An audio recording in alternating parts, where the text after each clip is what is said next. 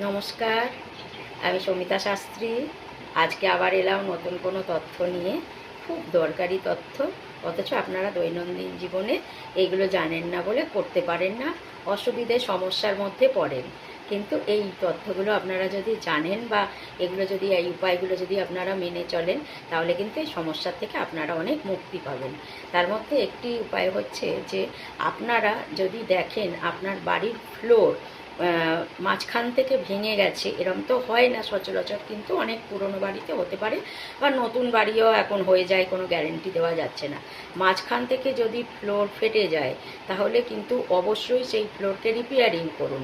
এবার যদি বলেন না সেই মুহূর্তে টাকা পয়সা অ্যারেঞ্জ করা যাচ্ছে না, যে কোনো কারণেই হোক অসুবিধে হচ্ছে, সেক্ষেত্রে আপনারা কিন্তু ওই ঘরে ফ্লোর ম্যাট পেতে দিন। এটা কিন্তু না করলে পরে সংসারে বিশাল অশান্তি হবে। ভাই বোনের সঙ্গে বলুন, স্বামী স্ত্রীর মধ্যে বলুন, পাড়াপড়শির মধ্যে বলুন, এবং এই অশান্তি থেকে বাগবিতণ্ডা থেকে শত্রুতায় পরিণত হবে এবং আপনাদের অনেক বড় ক্ষতি হতে পারে।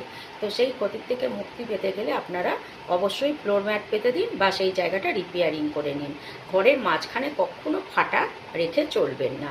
তো আপনাদের আজকে এই টিপসটা জানানোর ছিল। ভালো থাকুন, বাস্তু মানুন। আজকের মতন নমস্কার।